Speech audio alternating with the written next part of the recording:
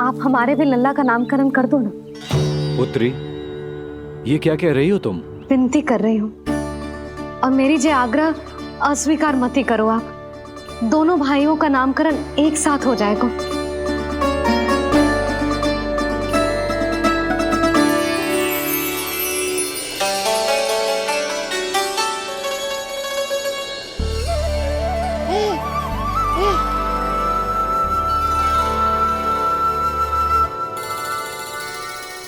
कितने प्यारे और निर्दोष बालक हैं।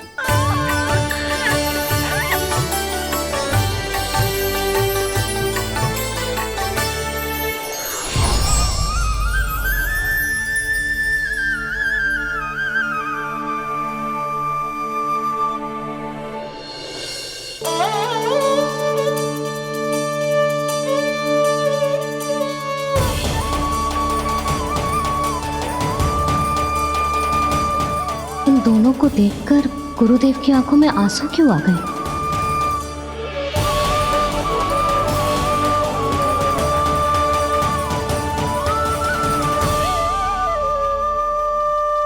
ये क्या कर रहे हैं ऋषिवर? संभालिए अपने आप को, नहीं तो मेरा रहस्य खुल जाएगा आज। अरे ऋषिवर, हाथ मत जोड़िए। इससे पहले कि गड़बड़ हो जाए, अपनी नमस्कार मुद्रा को आशीर्वाद मुद्रा में बदल दीजिए।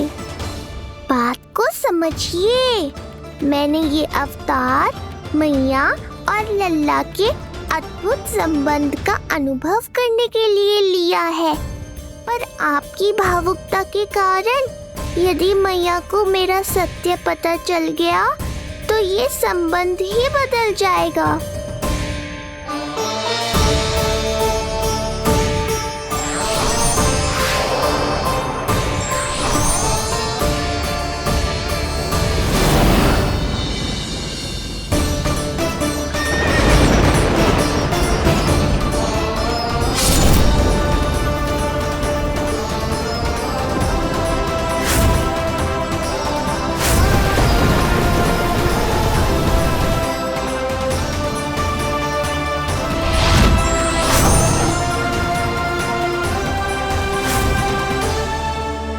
अब आप सब कुछ जान चुके हैं ऋषिवर, इसलिए अब मेरे सामने हाथ जोड़कर मेरे सत्य को उजागर मत कीजिए।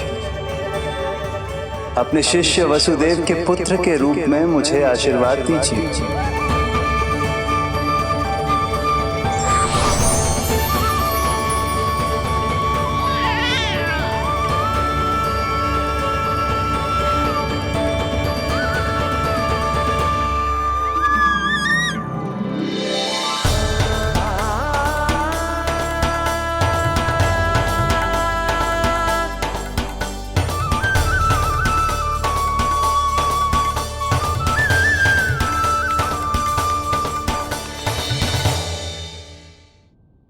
ऋषिवर, आप मौन क्यों हैं?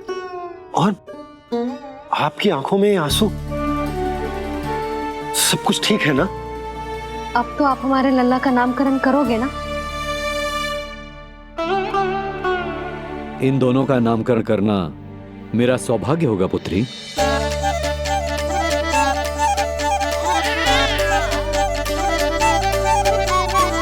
परंतु ये गोपनीय रूप से करना होगा।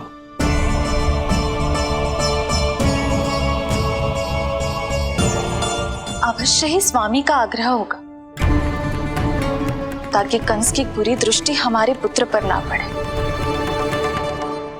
ये तो बहुत महान ऋषि हैं, इन्हें कंस के अत्याचारों के बारे में अवश्य पता होगा। अपनी संतान का नामकरण संस्कार करना एक मां के लिए उत्सव से कम नहीं होता है, पर यह छुपकर करना होगा। आप दोनों को स्वीकार तो है ना? जैसी आपकी आज्ञा गुरुदेव। स्वीकार है गुरुदेव। तो फिर कहाँ करना है हमें नामकरण का प्रबंध? गुरुदेव, मंदिर सही रहेगा? उससे पवित्र स्थान तो हो ही नहीं सकता है। ऋषिवर, आप तनिक विश्राम कीजिए, हम लोग प्रबंध करते हैं। मैं कुछ समय इन बालकों के साथ व्यतीत करना चाहूंगा। ये तो इनका सौभाग्य होगा। हमें आज्ञा दीजिए।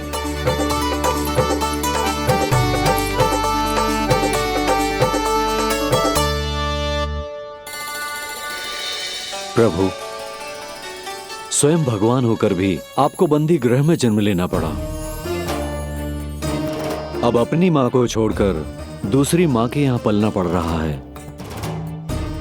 जब से गोकुल आए हैं, छुप छुप कर रहना पड़ रहा है। इतनी नन्ही सी अवस्था में दुष्ट कंस के कितने ही आक्रमणों का सामना कर चुके हैं आप। और जिस उत्सव में सभी सप्तऋषियों और सभी देवी देवताओं को साक्षी बनकर आना चाहिए, उस नामकरण उत्सव को यहां एकांत में करना पड़ रहा है।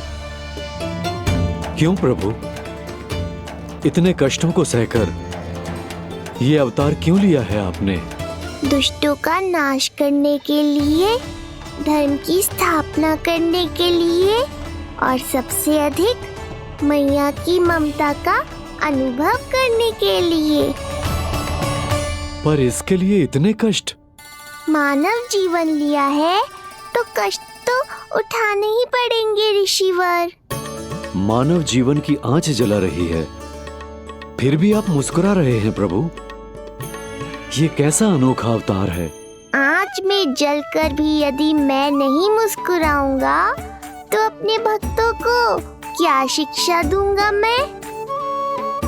आज एक कंस का प्रकोप है, भविष्य में सहस्रों कंस होंगे और आने वाले युगों में होंगे अनगिनत कंस। उस समय मेरे भक्तों को पता होना चाहिए कि अपने कष्टों को कैसे सहना है और धर्म के पथ पर अडिग कैसे रहना है।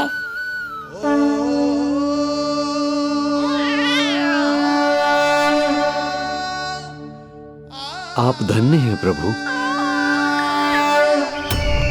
देखा अस्ति, जब सिंह दहाड़ता है तो वन के सभी जीव जंतु इकट्ठे हो ही जाते हैं। वो सब जो मेरा विश्वास पात्र होने का अधिकार और ये सिंहासन पाना चाहते हैं, सामने आए। बुद्धि के बिना बल अपंग होता है महाराज, और मेरे पास बुद्धि और बल दोनों हैं। आप केवल आदेश दीजिए किसका संहार करना है।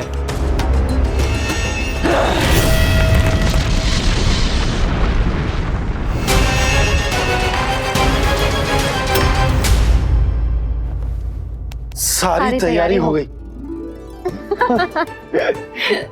बोलो।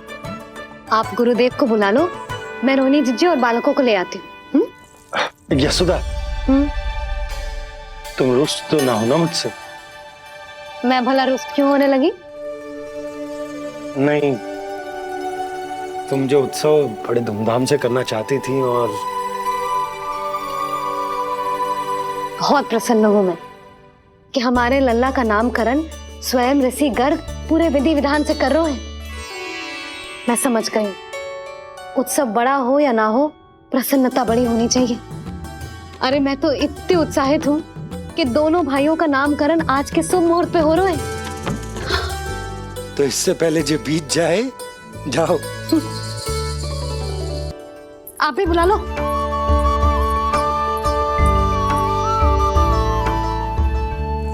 यहाँ सब के सब एक से बढ़कर एक है, तो फिर अपने कार्य के लिए किसका चुनाव सबसे पहले करूं? मेरा सामर्थ्य तो आपने अभी तक देखा ही नहीं महाराज। चुटकी बजाकर शत्रुओं का विनाश कर सकता हूं मैं।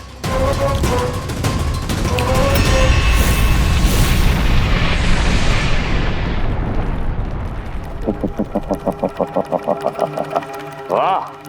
किंतु आपने तो बताया ही नहीं कि करना क्या है। वध करना है, एक नवजात बालक का वध। उसे साधारण बालक मत समझना। गोकुल में नंद के घर पल रहा वो बालक विष्णु का अवतार है।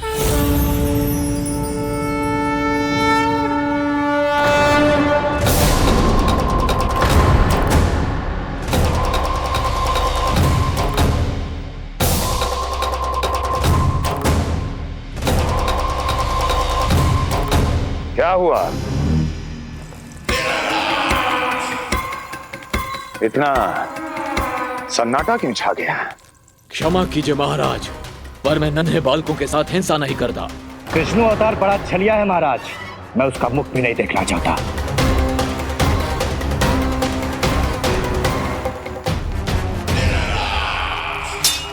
जाने दो इन्हें। वैसे भी इस सिंहासन के लिए मुझे कायरों की कोई आवश्यकता नहीं। जाने दो।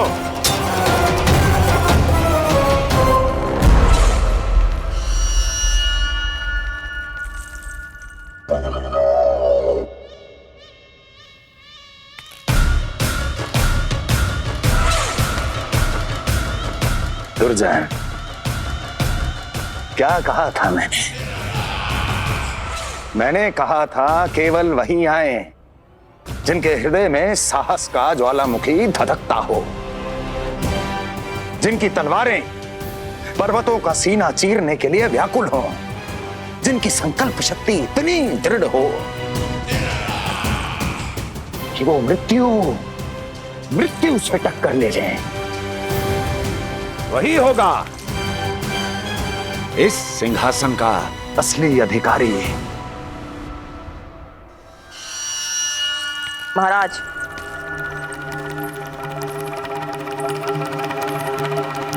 ना तो आपके दिए इस सम्मान का कोई मूल्य रह गया है और ना ही आपके भय का।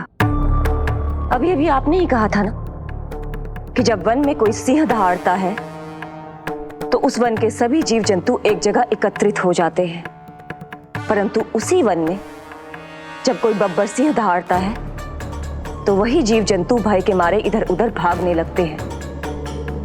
निश्चित ही वो बालक इन सब के लिए बब्बर सिंह बन चुका है। उसका भय हमारे साम्राज्य की नींव हिला रहा है महाराज।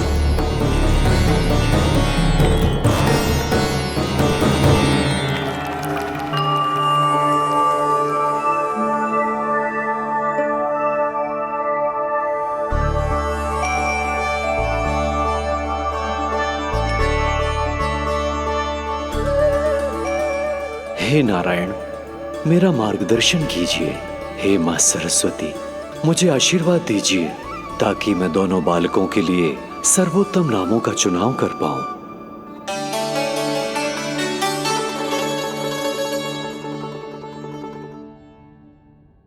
आपके पुत्र को बड़े भाई के कर्तव्य का निर्वाह करना है और इस दायित्व को प्रभु श्री राम से अच्छा किसने निभाया है? जैसा अटूट संबंध उनका अपने भाइयों के साथ था, मैं श्री नारायण से प्रार्थना करता हूं कि वैसा ही प्रेमपूर्ण संबंध इसका भी अपने छोटे भाई के साथ हो।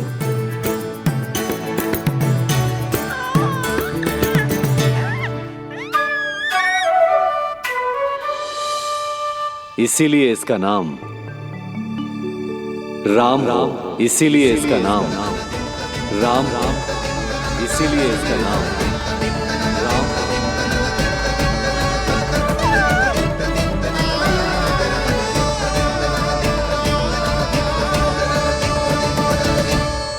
बड़े भाई में आदर्श, न्याय, संकल्प बल के साथ साथ शारीरिक बल भी होना चाहिए। मैं देख पा रहा हूं ये बालक इन सब बलों के लिए जाना जाएगा। इसलिए जो नाम इसके व्यक्तित्व के लिए सबसे उचित है वो है बलराम। बलराम, बलराम।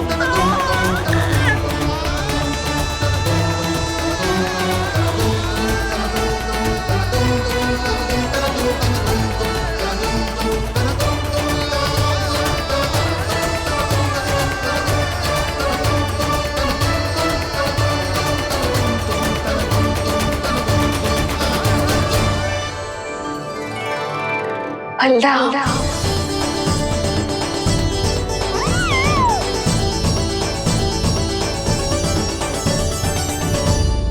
तो फिर उसका नाम बल राम रखना। कैसा अद्भुत संयोग है रिसीवर। जब इसके जन्म की सूचना देने मैं वसुदेव भैया के पास मथुरा गया था, तब उन्होंने भी यही नाम रखा था, बलराम। ये संयोग नहीं, नारायण की इच्छा है नंदराज। बलराम से अधिक उपयुक्त नाम इस बलराम के लिए कुछ और हो ही नहीं सकता है। पर मैं तो दाऊ कहकर ही बुलाऊंगा इन्हें, बलदाऊ।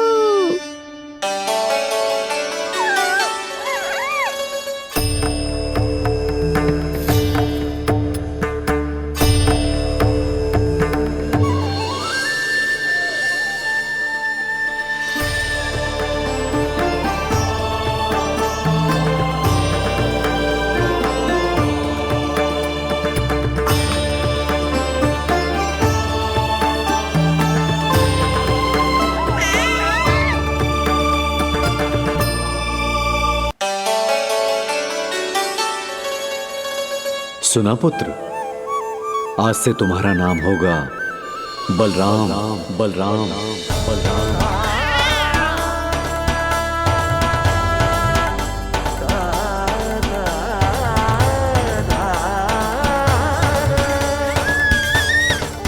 गुरुदेव, कितना अद्भुत नाम दिया है आपने इसे। अब मेरे लल्ला को भी ऐसा ही कोई उत्तम सा नाम दे दो।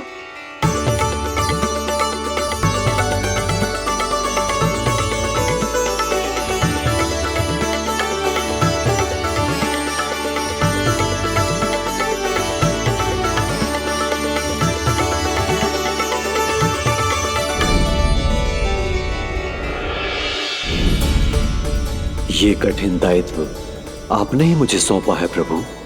इसे निभाने की क्षमता भी आप ही दीजिए।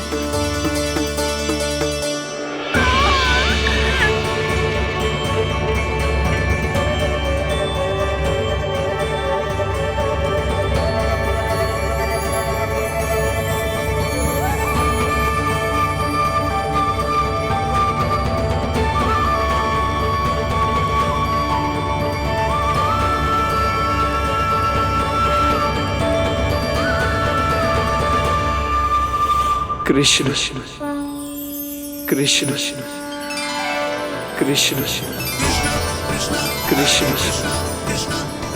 कृष्ण कृष्ण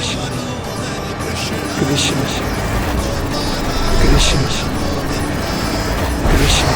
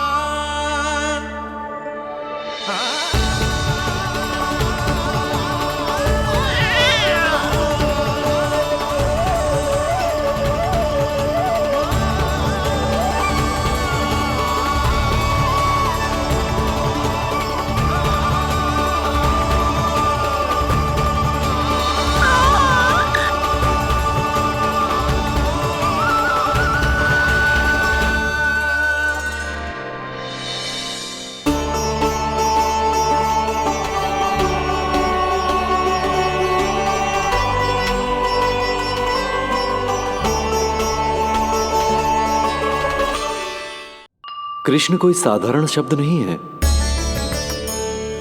ये अनेक विशेषताओं से भरा हुआ है। क बना है कमलकांत से, अर्थात वो जो श्रीपति विष्णु जैसा हो।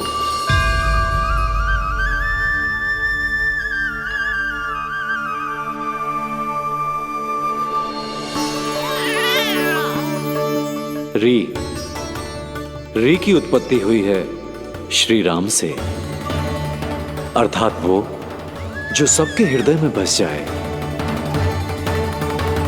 श ऐश्वर्य के स्वामी विष्णु के लिए, अर्थात वो जो समृद्धि लेकर आए।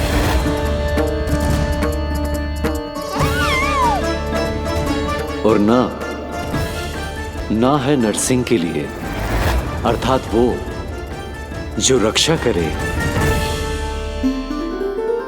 और अंत में आकार की मात्रा सूचक है अग्निदेव का, अर्थात वो जो स्वयं तप कर सबको पवित्र कर दे।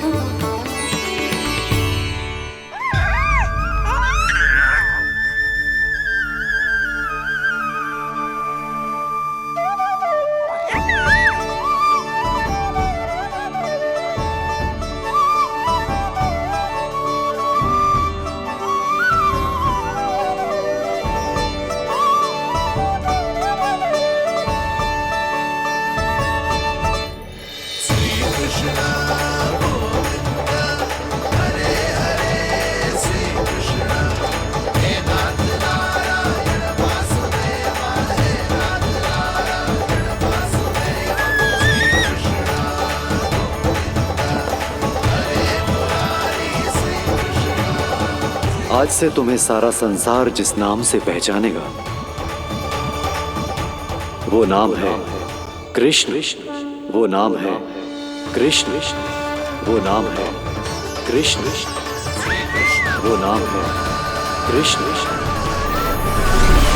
कृष्ण कृष्ण कृष्ण कृष्ण कृष्ण कृष्ण कृष्ण कृष्ण कृष्ण कृष्ण कृष्ण कृष्ण कृष्ण।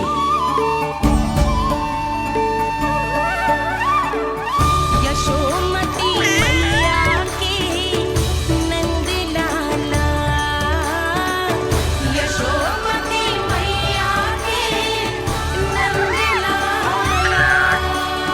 असुरी कार्य करने वालों के लिए कृष्ण नाम का अर्थ एक और भी होगा। वो घनी अंधेरी रात जिसमें इसने जन्म लिया, पर इससे जो प्रेम करते हैं उन सभी के लिए कृष्ण नाम का अर्थ होगा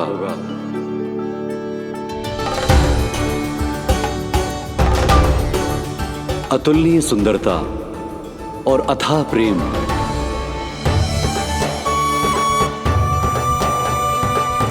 इन दोनों विशेषताओं का साक्षात स्वरूप होगा ये कृष्ण। कृष्ण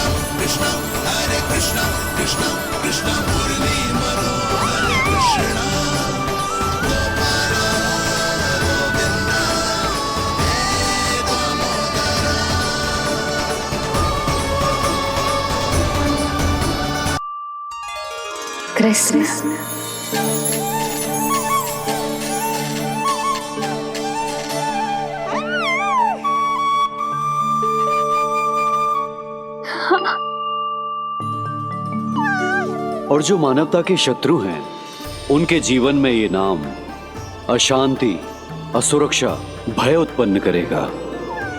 पर सात्विक प्रवृत्ति के व्यक्तियों के लिए ये नाम शांति, संतोष और सुख का सूचक होगा।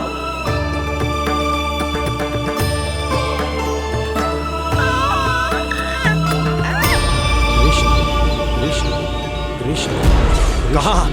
कृष्ण कहां से आ रही है ये ध्वनियां? कृष्ण कहां से आ रही है ये ध्वनियां? कृष्ण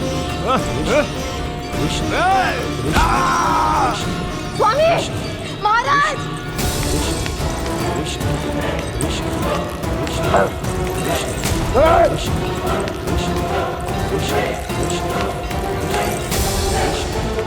कैसी ध्वनि महाराज?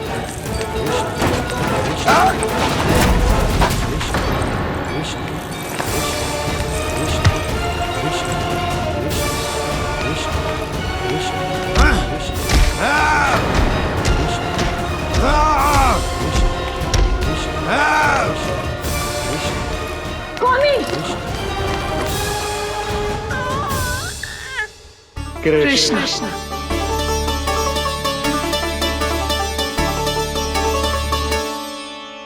कृष्ण, जे नाम अनंत काल तक स्मरण किया जाता रहेगा, जय ही तेरी मैया का आशीर्वाद। संसार मुझे कृष्ण बुलाए या नीलमणि कहकर पुकारे, मैं रहूंगा तो बस यशोमती मैया का नंद लाला। यशोमती मैया के नंद लाला, यशोमती मैया के नंद लाला।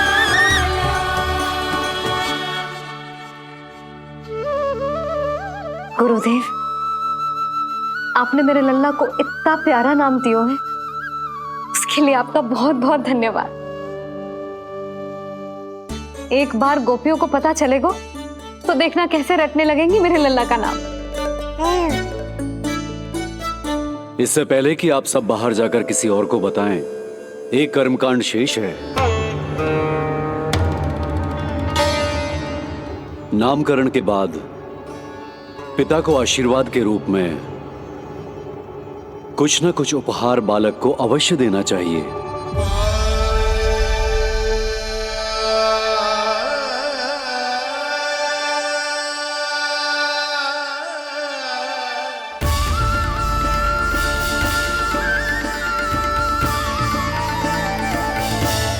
मैं क्या दूं?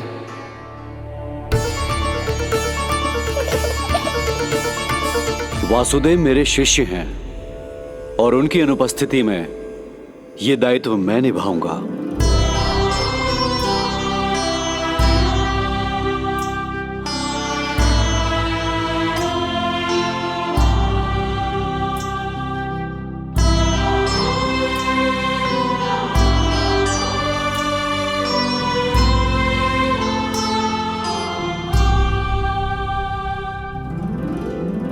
इसे अपने पिता की ओर से स्वीकार करो पुत्र।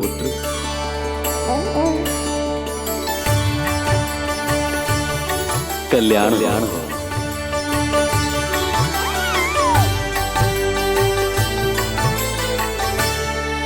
क्या दूं मैं इसे?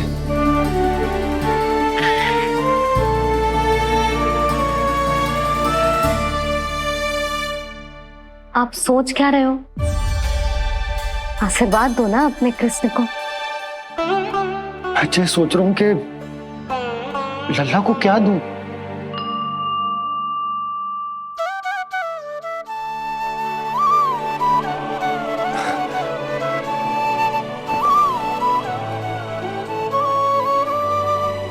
लल्ला, तू स्वयं ही बता दे, तुझे क्या चाहिए?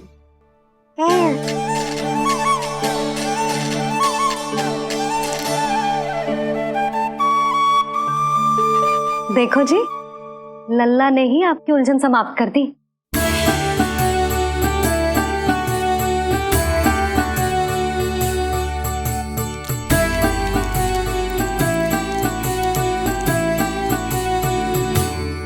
मेरा आशीर्वाद कि तेरा जे नाम कृष्ण तेरी प्रजा के लिए बहुत हितकारी हो।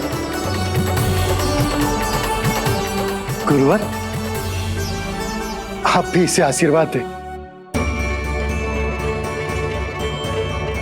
जिनके आशीर्वाद से ये पूरा संसार संचालित होता है, उन्हें मैं क्या आशीर्वाद दूं?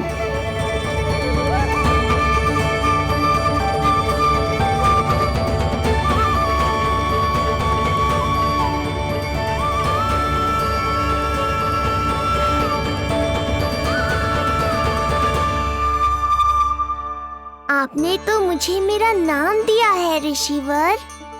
ये तो मेरा सौभाग्य था प्रभु कि आपने इस कार्य के लिए मुझे चुना। पर आपका कार्य अभी समाप्त नहीं हुआ ऋषिवर। एक विनती और है मेरी। आज्ञा दीजिए प्रभु, क्या करना होगा मुझे? बाबा को मेरी वास्तविक पहचान बतानी होगी आपको, और इन्हें इस बात के लिए मनाना होगा कि ये मैया को कभी भी मेरा सत्य पता ना चलने दे। पर प्रभु, मैं ये कैसे कर पाऊंगा? आप ही कर पाएंगे ऋषिवर, क्योंकि अब आप इस कृष्ण अवतार के मुख्य उद्देश्य को जानते हैं। बंद करो, बंद करो ये ध्वनिया। कौन सी ध्वनिया? ये ध्वनिया बंद करो, बंद करो। क्या सुनाई दे रहा है? ये शब्द जो मेरे कानों में गूंज रहा है। भारत भारत समझिए। रुक जाइए। मुझे महाराज।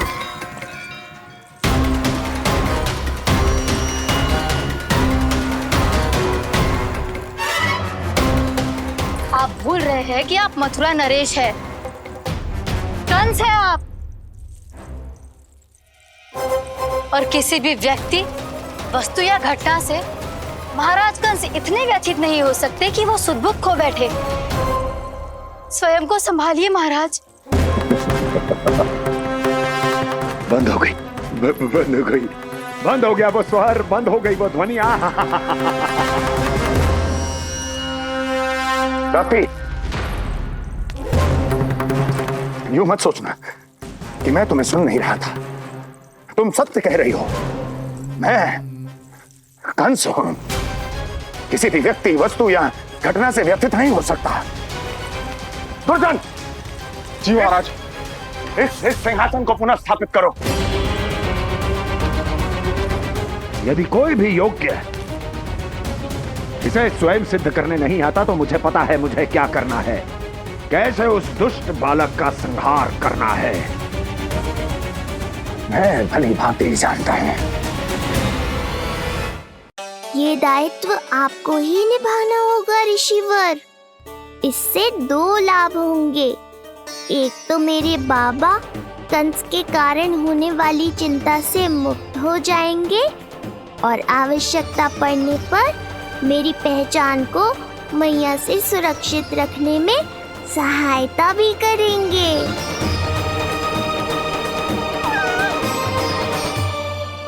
नंदराज, अब बलराम और कृष्ण दोनों को भूख लग गई होगी।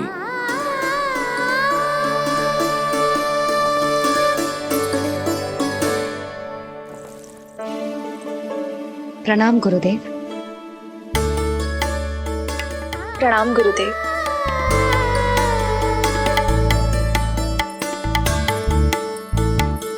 गुरुदेव, अब आप भी विश्राम कर लीजिए।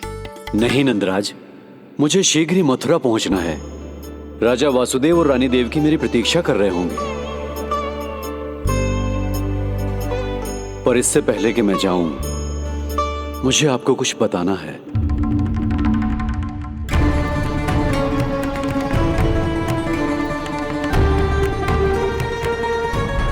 गुरुदेव, आपके ललाट पर बल पड़ गए। सब कुछ ठीक तो है ना? कहीं आप मुझे कंस के बारे में तो ना बताना चाहते? गुरुदेव, मैं जानता हूं कि कंस नवजात शिशुओं की हत्या करवा रहा है।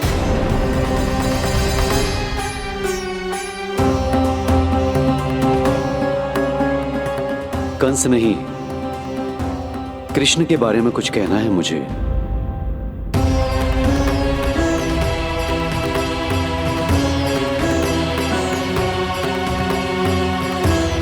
बताइए गुरुवर।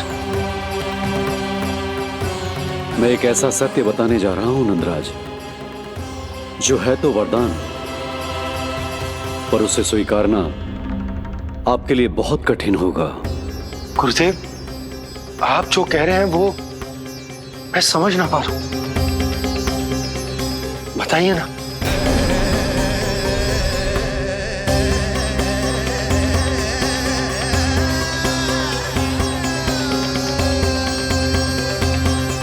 बताइए ना गुरुवर।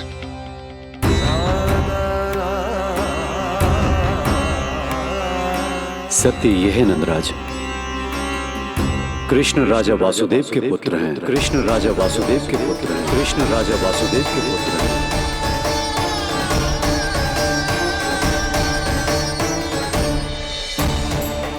और वो कोई साधारण बालक नहीं है।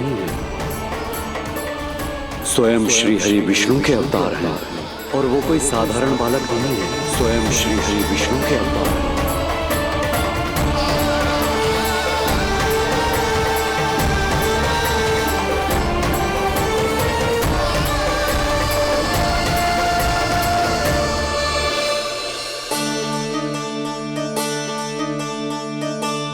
कशु विचित्र लग रहा है। कौन हो तुम? मैं हूं श्री विष्णु का अवतार। शिव, ये कैसे संभव है गुरुदेव? वो तो नन्हा सा बालक।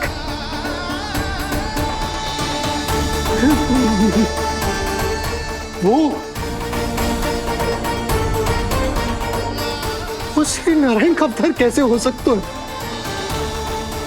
और गुरुदेव, आप ये सोच भी कैसे सकते हैं कि वो मेरा लल्ला वसुदेव भैया का पुत्र है? यही सत्य है नंदराज।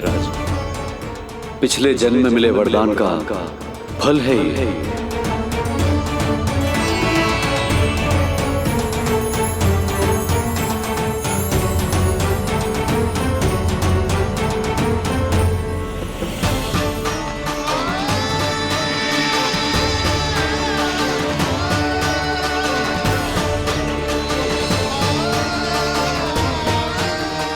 मैं आपकी संतान के रूप में अवश्य आऊंगा, किंतु उसके लिए आपको मेरे अगले अवतार के बाद एक और अवतार की प्रतीक्षा करनी होगी, क्योंकि अगले जन्म के लिए मैं पहले ही ये वरदान माता देवकी को दे चुका हूं। इस समय मैं विवश हूं, किंतु मैं आपको वचन देता हूं, आपकी संतान बनकर अवश्य आऊंगा, प्रभु, श्री हरि को अपने सामने देखकर मेरी व्याकुलता का बांध टूट गया है। 2 जन्म बहुत बड़ा समय होता है स्वामी। अपने पुत्र के रूप में हरि को गोद में खिलाने के लिए अब मैं और 2 जन्मों तक प्रतीक्षा नहीं कर सकती। धरा!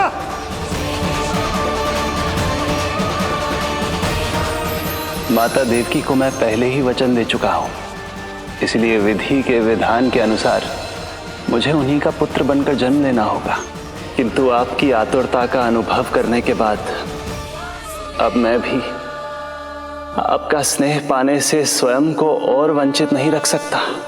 ये जो भी हो रहा है प्रभु की ही लीला है। कृष्ण के जन्म के तुरंत बाद भगवान विष्णु के आदेश पर वासुदेव जी के यहां आना पड़ा और आपकी और रानी यशोदा की पुत्री को अपने पुत्र के साथ बदलना पड़ा और इस तरह कृष्ण आपके और रानी यशोदा के पुत्र बन गए।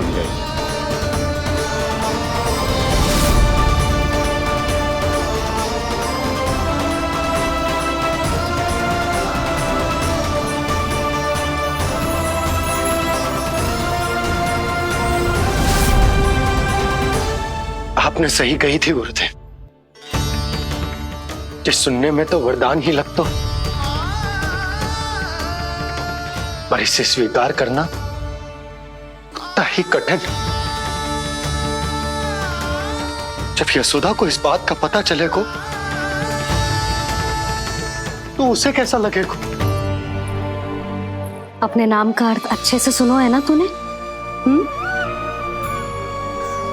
उसका हर एक अक्षर भगवान श्री नारायण से संबंधित है, जैसे उन्हीं का स्वरूप है तू।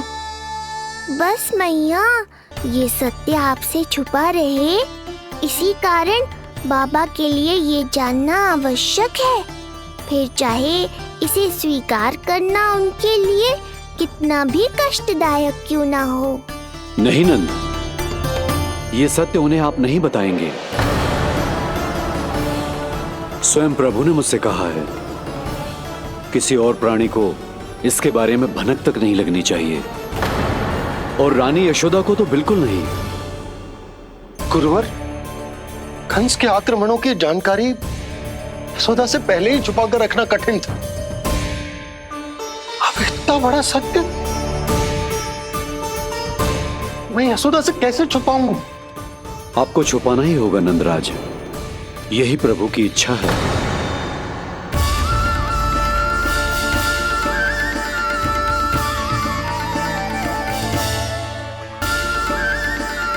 पर क्यों गुरुवर?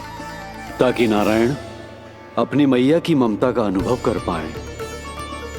यही तो उनके अवतार का मुख्य उद्देश्य है। मुख्य उद्देश्य? हाँ नंदराज, नर नारायण के अवतार में अपनी तपस्या करते समय प्रभु ने जो अनुभव किया था, उसके कारण ममता के सुख का अनुभव करने के लिए प्रभु व्याकुल हो उठे थे। ऐसा क्या हुआ था, मुझे भी बताइए। हो सकता है ये बात इस सत्य को स्वीकार करने में मेरी सहायता करे। बहुत समय पहले की बात है। अनेक देवी देवता परम प्रभु विष्णु के पास बैकुंठ गए थे। वहां प्रभु की आंखों में आंसू देखकर वो सभी स्तब्ध रह गए।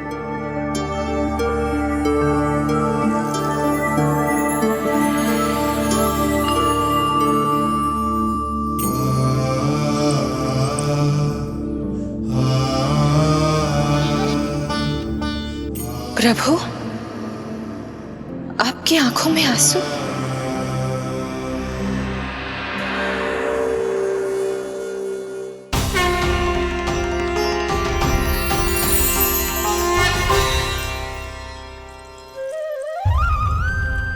चिंता मत कीजिए, आप सब तो जानते हैं हिरण्यकश्यप को मारने के लिए मैंने नरसिंह अर्थात आधे मानव और आधे सिंह के रूप में अवतार लिया था।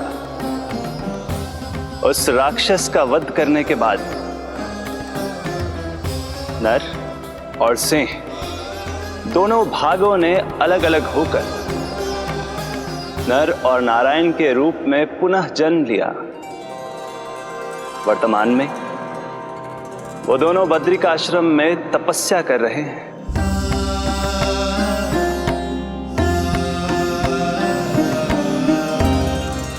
आज उन दोनों ने कुछ ऐसा देखा जिसने मुझे भी भावुक कर दिया।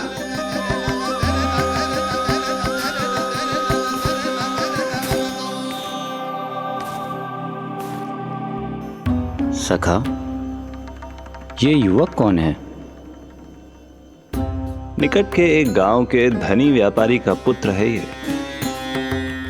प्रत्येक संध्या वन के उस पार ये अपनी प्रेयसी से मिलने जाता है और फिर रात्रि भर उस नर्तकी के साथ सहवास करने के बाद सुबह अपने निवास को लौट आता है।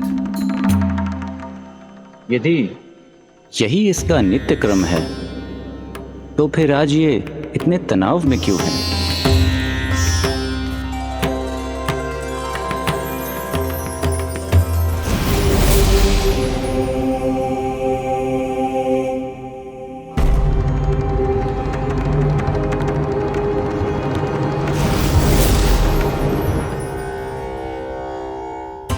कल रात्रि प्रेम क्रिया के मध्य उस नर्तकी ने इससे पूछा, ये सबसे अधिक प्रेम किससे करता है? जब इसने कहा तुमसे, तो वो बोली, तुम्हें अपने प्रेम को सिद्ध करना होगा।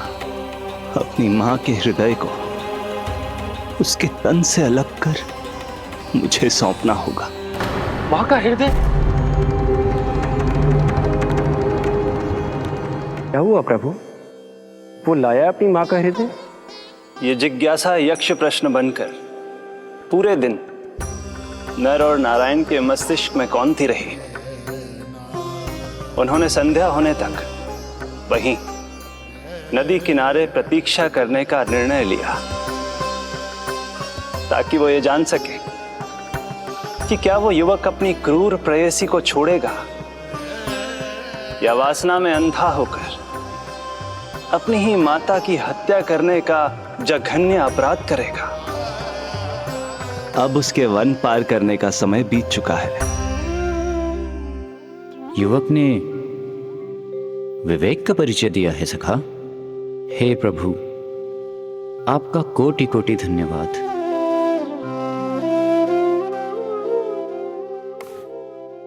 सखा,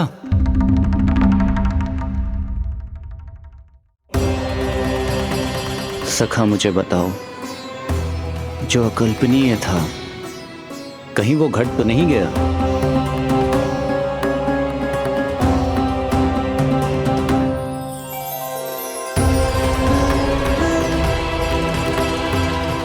जब इस युवक की मां को इसकी प्रेयसी की क्रूर मांग के बारे में पता चला तो जो उसने किया वो इस समस्त संसार में केवल एक मां ही कर सकती है।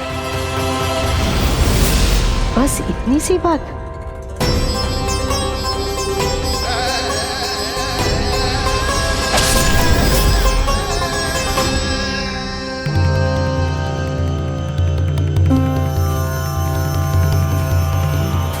संभाल के मेरे बेटे, कहीं चोट ना लग जाए तुझे। संभाल के मेरे बेटे, कहीं चोट ना लग जाए तुझे। संभाल के मेरे बेटे, कहीं चोट ना लग जाए तुझे। ये तो उसकी मां की पुकार है। मां, मैंने क्या कर दिया मां?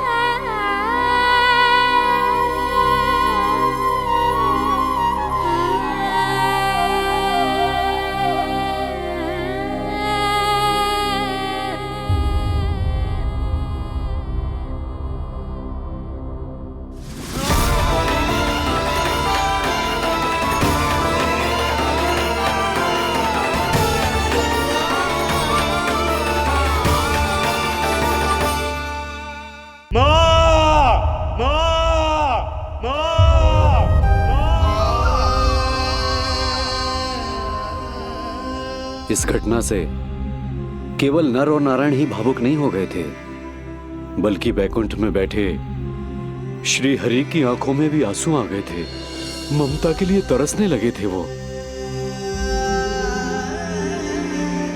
इसीलिए उनके इस अवतार का मुख्य उद्देश्य है मां की ममता का अनुभव करना। यही कारण है कि ये सत्य आपको रानी यशोदा से छुपाना ही होगा नंदराज। नहीं तो वो कृष्ण को मां की दृष्टि से नहीं, एक भक्त की दृष्टि से देखेंगी, और प्रभु जिस आनंद के लिए इतना कष्ट उठा रहे हैं उससे ही वंचित रह जाएंगे।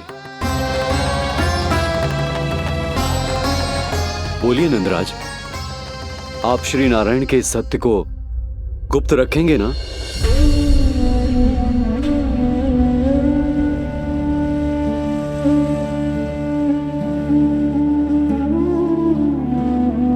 प्रभु ने मुझे कैसी दुविधा में डाल दिया है गुरु।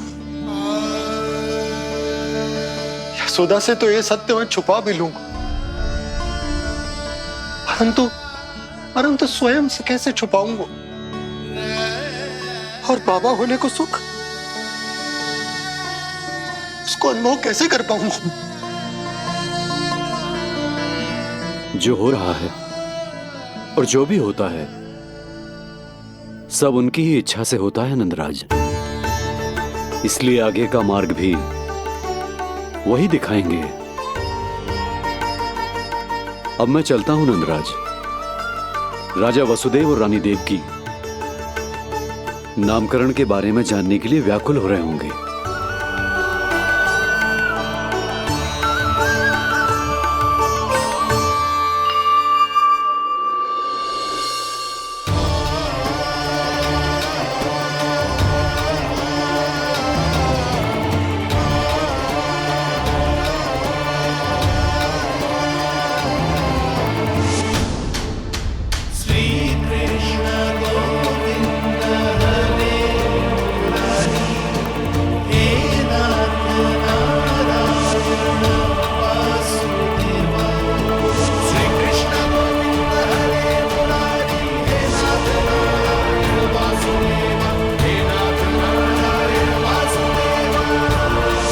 सत्य ये है नंदराज, कृष्ण राजा वासुदेव के पुत्र हैं।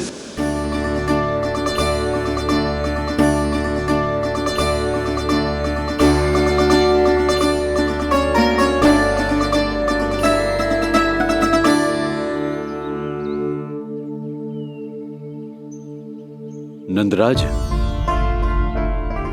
अपने आप को संभालिए और शांत चित्त से घर लौटिए। और हां, स्मरण रखिए कि प्रभु ने आपको बहुत ही बड़ा उत्तरदायित्व सौंपा है, आपको उसे निभाना ही होगा।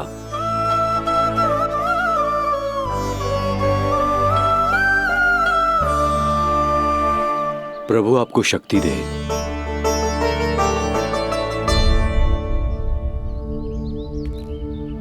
आप बहुत सौभाग्यशाली हैं नंदराज, जो प्रभु आपके घर पल रहे हैं। उनके बारे में सोचिए जिनके यहां प्रभु ने जन्म लिया है। वो दोनों तो प्रभु की बाल लीलाओं से पूरी तरह से वंचित हैं।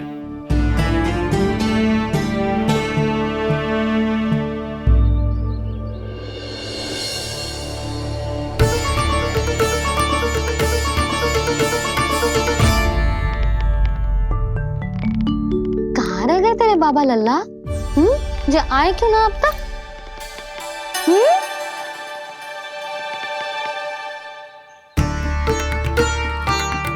मेरा लल्ला मेरा ना है, वो तो मेरे आराध्य नारायण का अवतार, और ये बात मुझे यशोदा से छुपानी।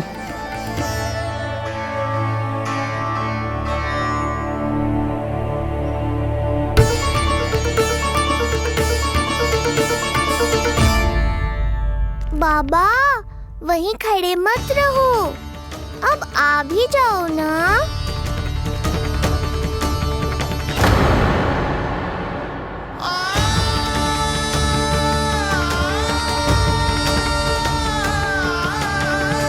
एक पग भी आगे बढ़ाने का साहस ना हो रो मेरा। हे प्रभु, आप ही बताओ, अपने आराध्य को, अपने इष्ट देव को अपने लल्ला के रूप में कैसे देख पाऊंगा मैं जानता हूँ बाबा, ये बहुत कठिन है, पर भीतर तो आओ।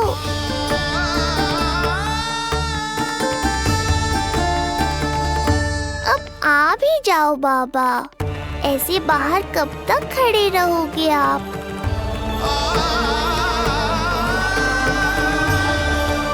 बस बाबा, बस आ जाओ भीतर, आ जाओ, आओ ना, आओ ना।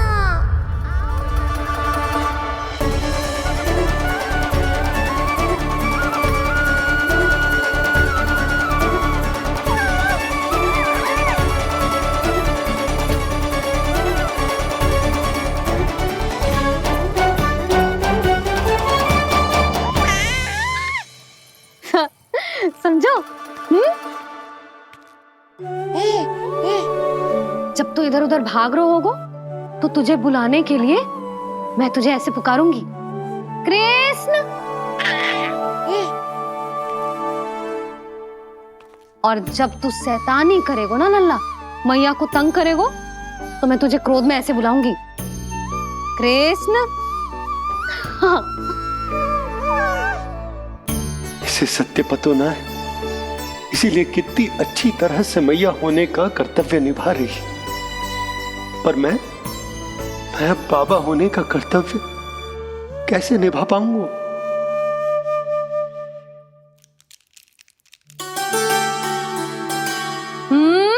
सावधान। इतनी अच्छी लगी तुझे बाबा की दीजे माला, कि मुंह में ले लियो तूने? मुंह में लेने की वस्तु ना है लल्ला। जैसे यशोदा आपको एक मैया की तरह सीख दे रही है, मैं आपको बाबा की तरह शिक्षा कैसे दे पाऊंगा प्रभु?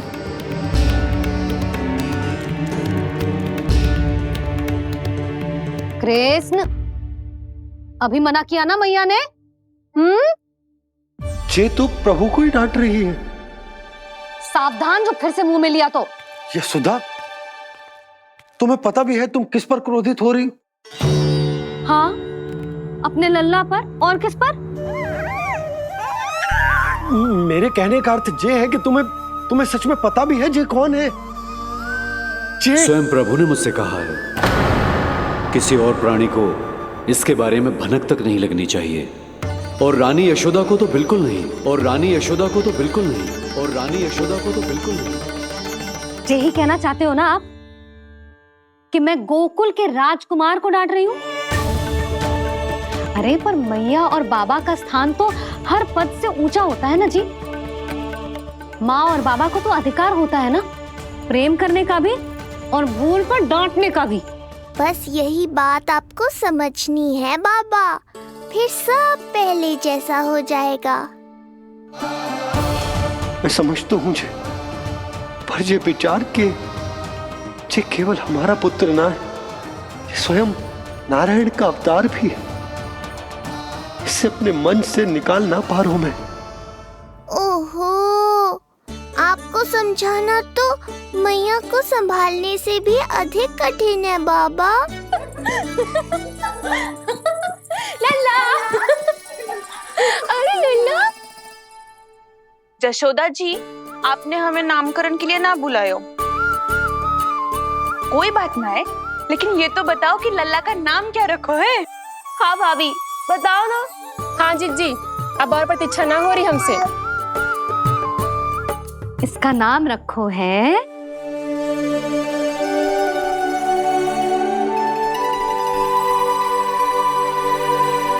कृष्ण।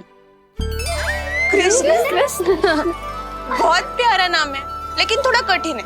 मैं तो इसे किशन बुलाऊंगी। सही कहो, मैं भी इसे प्रेम से किशन ही कहूंगी।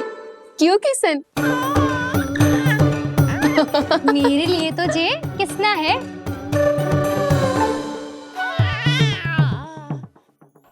क्या कर रही हैं ये सब? बाबा, इन सब के लिए मैं केवल कृष्ण हूँ, भगवान नहीं। बस अब आप भी शीघ्र ही समझ जाओ ना ये। अरे तुम सब। हाँ, बुरा मुझे भी लग रहा है जो सारी की सारी पहले ही दिन मेरे लल्ला का नाम बिगाड़ रही हैं। किंतु इसमें भी इन सब का प्रेम ही छुपा है, और हम सब तो प्रेम से भगवान को भी प्यारा सा नाम दे देते हैं, है ना? हाँ।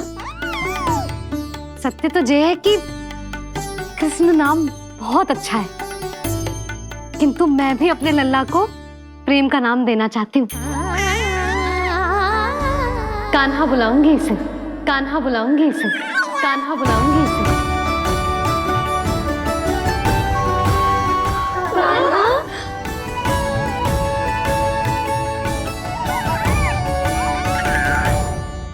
कान्हा, अनोखी ध्वनि, सहज सा मीठा, मैं भी इसे कान्हा ही पुकारूंगी।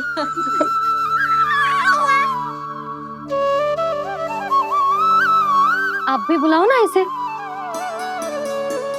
आप एक बार बुलाकर तो देखो, झट से पलट कर देखेगा आपको ये हमारा नटखट कान्हा। प्रभु, ये सब आपका सत्य ना जानती, पर मैं जानता हूं। अब इस मुख से आपका नाम केवल भक्ति भाव से ही निकल सकता है, वात्सल्य भाव से ना। जी की लल्ला का भी तो नामकरण हुआ था ना अपने लल्ला के साथ। हाँ भाभी, क्या नाम रखा गया है इसका? हाँ, बताओ ना। हाँ भाभी, बोलो ना, बताओ ना जी। ना, देखो, एक मैया से उसके लल्ला का नया नाम बताने का आनंद मैं ना छीन सकती। यदि तुम सबको कान्हा के दाऊ का नाम जानना है तो चलो सबके सब रोहिणी जीजी के पास। हाँ, सही कहो। मैं अभी आई। हाँ,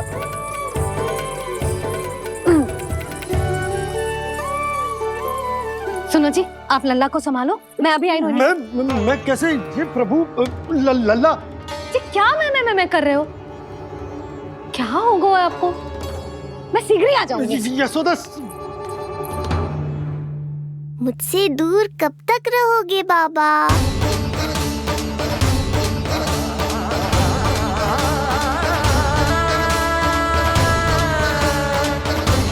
एक बार मेरी ओर देखो तो सही।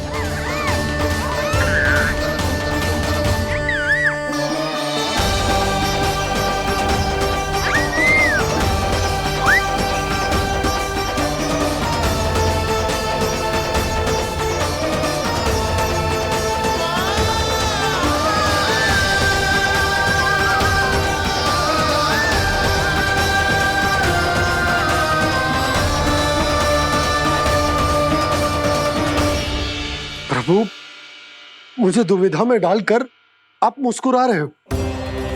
ये कैसी परीक्षा है?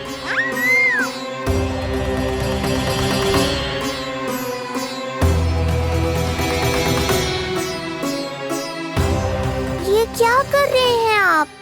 पिता का स्थान पुत्र के चरणों में नहीं होता, पुत्र के सिर के ऊपर होता है उनका हाथ, उनका वरद हस्त।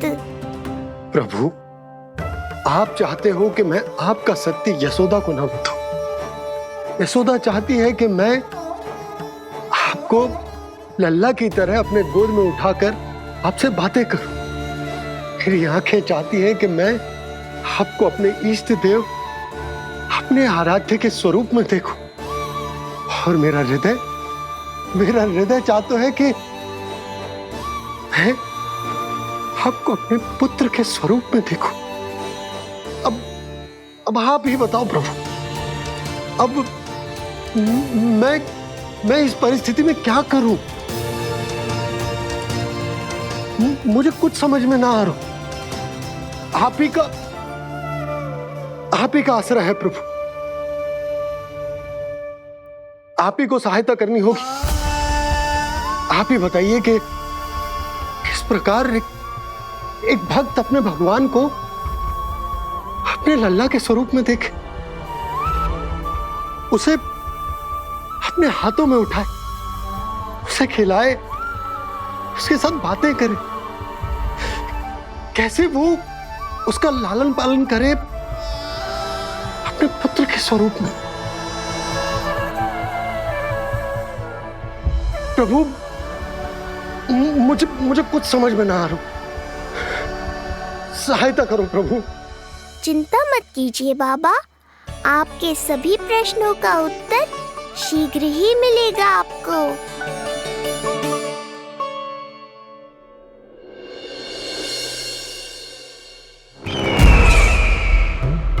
ऋषि गर्ग पधारे हैं महाराज।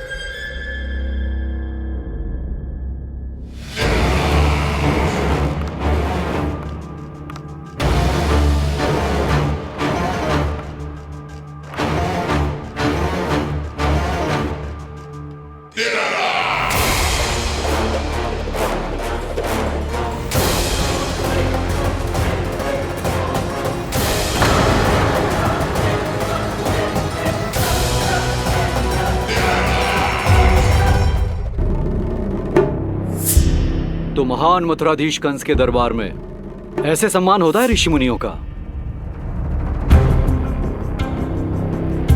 नहीं ऋषिवर, ये तो केवल एक उदाहरण है कि कैसे एक विष्णु भक्त का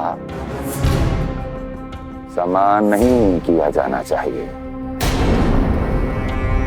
तब तो अच्छा ही है। मैं यहां तुमसे सम्मान की अभिलाषा लेकर नहीं आया हूं। मैं यहां देवकी और वसुदेव से भेंट की इच्छा लेकर आया हूं। क्यों? मेरे विरुद्ध कोई षड्यंत्र रचना चाहते हो? जो सदैव दूसरों के विरुद्ध षड्यंत्र करता है, उसका संपूर्ण जीवन इसी भ्रम में बीतता है कि सारा संसार उसके लिए षड्यंत्र कर रहा है। परंतु अन्य व्यक्तियों के पास इससे भी अत्यधिक महत्वपूर्ण कार्य होते हैं करने के लिए। यह महत्वपूर्ण कार्य करने की आपकी यह इच्छा इस दरबार में पूर्ण नहीं होगी ऋषिवर।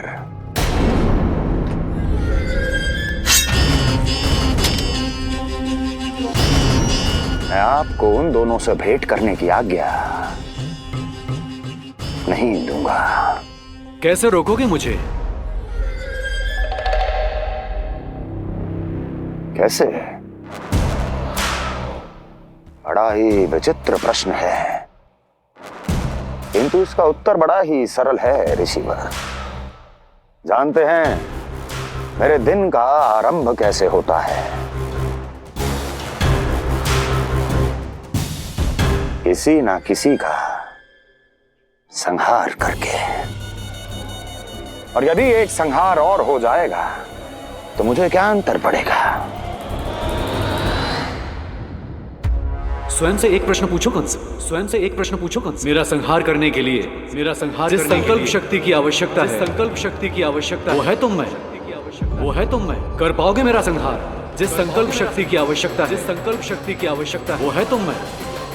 कर पाओगे मेरा संहार, कर पाओगे मेरा संकल्प शक्ति की आवश्यकता है, संकल्प शक्ति की आवश्यकता। बोलो कंस, बोलो। यदि मैंने श्राप दे दिया, यदि मैंने श्राप दे दिया, कौन सा कवच तो तुम्हारा उसे सत्य होने से रोक पाएगा, उसे सत्य होने से रोक पाएगा। बोलो कंस, बोलो। यदि मैंने श्राप दे दिया, यदि मैंने श्राप तुम्हारा कौन सा कवच तो तुम्हारा उसे सत्य होने से रोक पाएगा, उसे सत्य होने से रोक पाएगा। ऋषिवर, यदि आपके हृदय में स्वामी के विरुद्ध षड्यंत्र करने की इच्छा नहीं है तो महाराज भी आपको किसी से भेंट करने से रोकना नहीं चाहेंगे, है ना महाराज?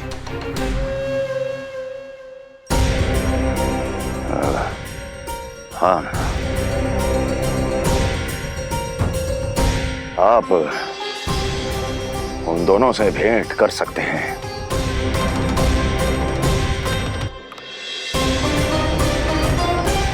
दुर्जन, इन सब पर दृष्टि रखो।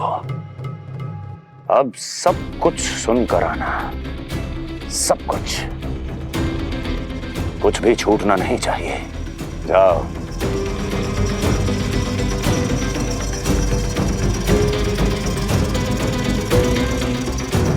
लगता है प्राप्ति राजकार्य सीख रही है मुझसे।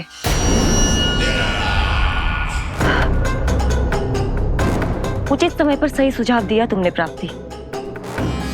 अब आसानी से पता लग जाएगा कि ऋषिगढ़ के यहाँ आने का वास्तविक कारण क्या है महाराज।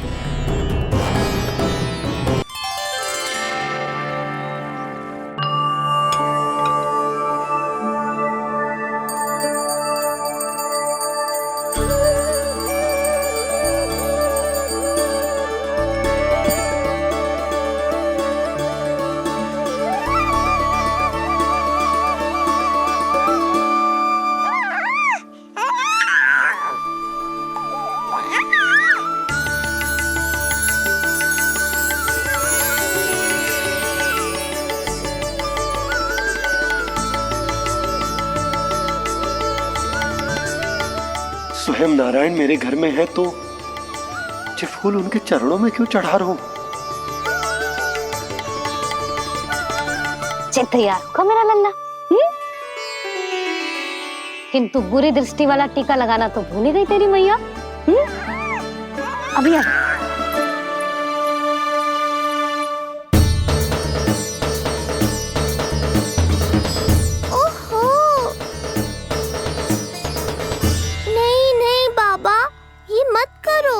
मैया आ रही है, उन्हें पता चल जाएगा।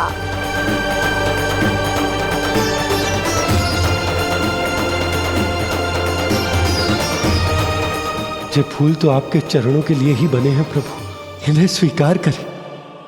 बाबा, ये सत्य मैंने आपको अपना साथ देने के लिए बताया था, अपने आप को फंसाने के लिए थोड़ी ना।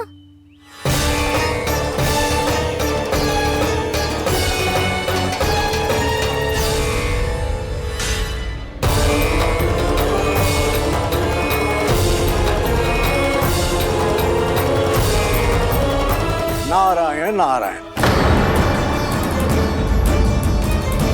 प्रणाम पंडित जी। नंदराज जी, रानी जी, बिटिया के पांव भारी थे ना, तो उसे लिवाने समधियाने चला गया था। वहां कुछ अधिक ही समय लग गया। आज वापस आया तो पता चलो कि स्वयं गर्ग ऋषि ने लल्ला का नाम रखो है, सो मिलने चला है। क्या नाम मिलो है इसे? उन्होंने लल्ला का नाम कृष्ण रखो है, उन्होंने लल्ला का नाम कृष्ण रखो है।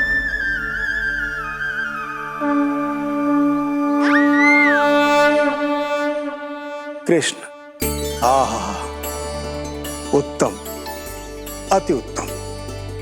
बहुत मधुर नाम है। ऐसा लग तो है जैसे आप स्वयं श्री नारायण का नाम ले रहे हैं।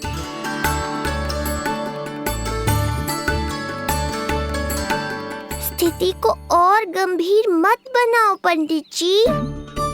आपको तो बाबा के प्रश्नों का उत्तर देना है। एक बार मेरी ओर देख लो, आपको स्वयं ही पता चल जाएगा कि आपको इस समस्या को कैसे सुलझाना है।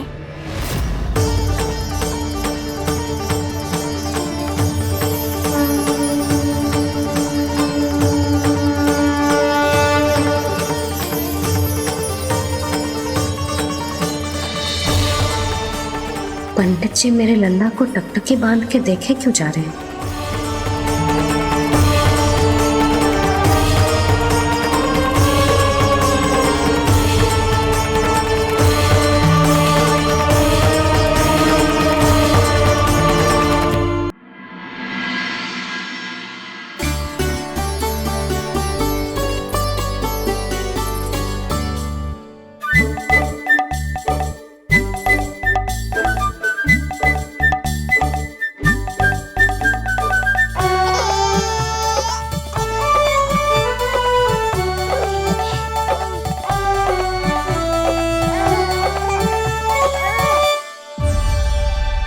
भैया, ये क्या किया?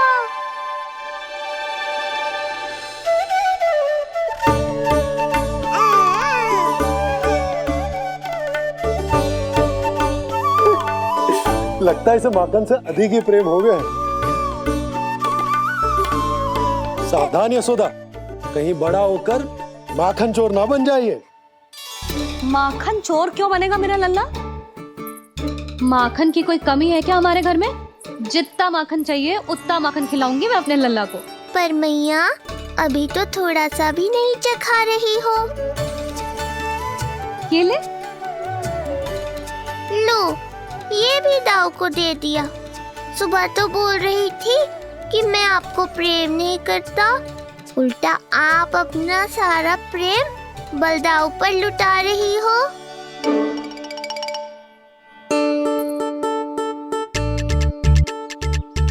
सुनो जी, कान्हा के चारों ओर सिरहाने लगा दो ना, नहीं तो जी फिर से इधर उधर चला ना जाए। अच्छा सुझाव दिया तुमने। अभी लाए।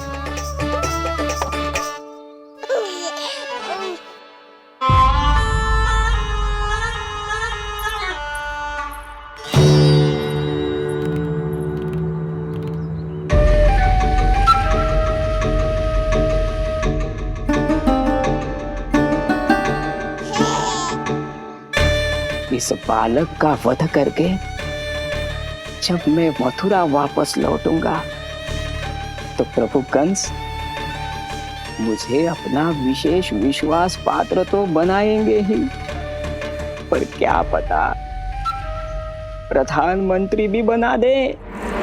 देवकी और वसुदेव अभी कहाँ हैं? अपनी संतानों के श्राद्ध के लिए ऋषि गर्ग के आश्रम जा रहे हैं। अब आप क्या करने वाले हैं महाराज? एक बार तो मैंने उन्हें प्राण दान दे दिया। बधाई हो कुंवर जी। अपनी पत्नी के प्राण बचाने में आप सफल हुए। दूसरी बार मैं उन्हें दंड देने निकला तो तुमने मुझे रोक दिया। बुद्धि बल का प्रयोग कीजिए स्वामी, शारीरिक बल की आवश्यकता नहीं। किंतु एक ही भूल को बार बार नहीं दोहराएगा कंस। मथुरा नरेश कंस के इस महल से वसुदेव और देवकी जीवित बाहर नहीं निकलेंगे, केवल उनके शव। कंस मामा, आप उनको छू भी नहीं सकते।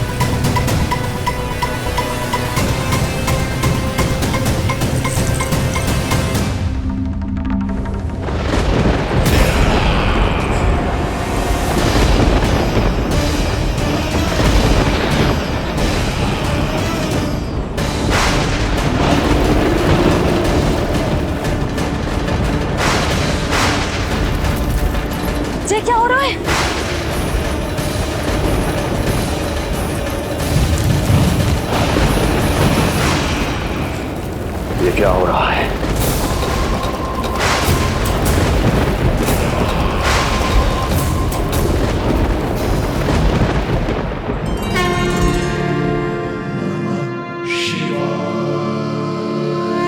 क्या हुआ प्रभु? आप अचानक इतने चिंतित क्यों हो गए? कृष्ण ने अपने पांव का अंगूठा अपने मुख में रख लिया है देवी।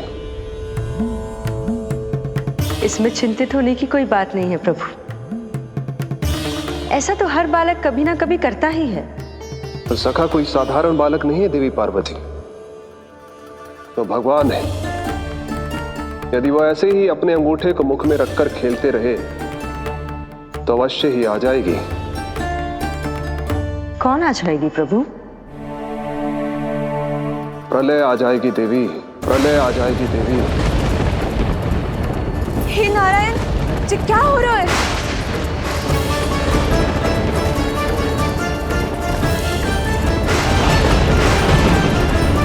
जी ऐसे लग रहा है जैसे दिन में ही रात्रि के समान अंधेरा छा गया हो। लगता है बहुत बड़ी आंधी आने वाली है।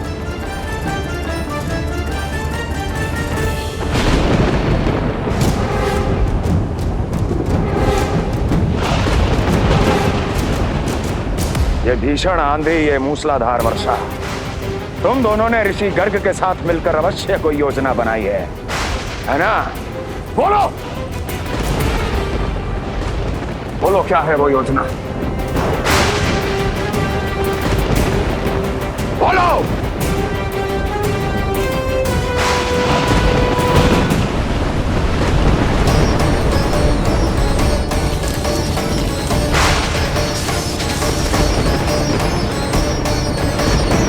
लगता है प्रकृति क्रोध में। मैं जाकर गौशाला संभालता हूँ, कहीं कोई हानि ना हो जाए। तुम बालकों को भीतर ले जाओ।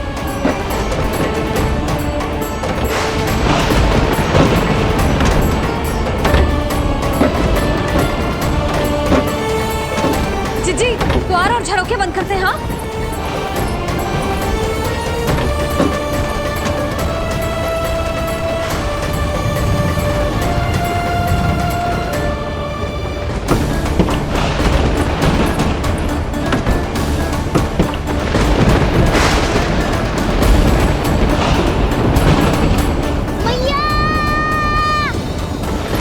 लल्ला, चल अंदर चल के खेल।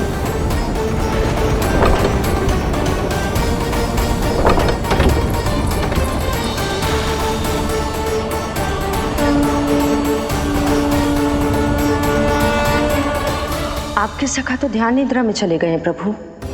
इनकी ये अंगूठा चूसने की सामान्य सी क्रिया का कितना घातक प्रभाव पड़ रहा है, इन्हें तो पता भी नहीं है। चाहे जानबूझकर की जाए या अनजाने में हो, सखा की हर लीला के पीछे कोई ना कोई उद्देश्य अवश्य छिपा होता है। पर ऐसा लगता है देवी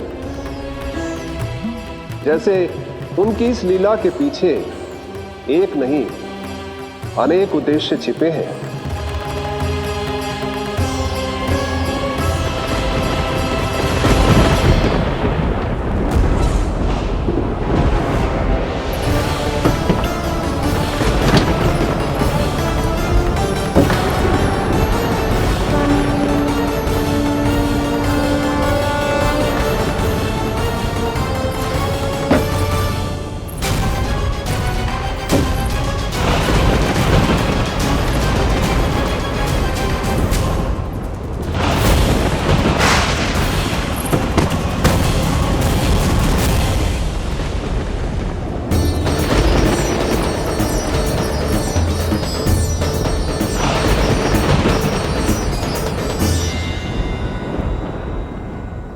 देख रही हो चिज्जी, प्रसाद ना मिली खाने को, तुझे पांव का अंगूठा ही चूसने लग गयो।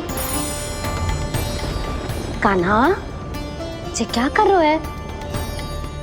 अंगूठा मुंह से निकाल दे लल्ला। अच्छी बात ना है कान्हा। देख कान्हा, तू नींद में है, इसका अर्थ ये ना है कि मैया तुझे अंगूठा चूसने देगी। निकाल अंगूठा मुंह से। आज तो बड़ी शीघ्र इतनी गहरी निद्रा में सो गए हो तुम।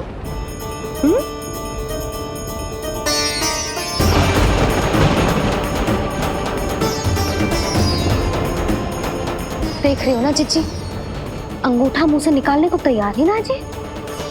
ऐसा क्या आनंद मिल रहा है।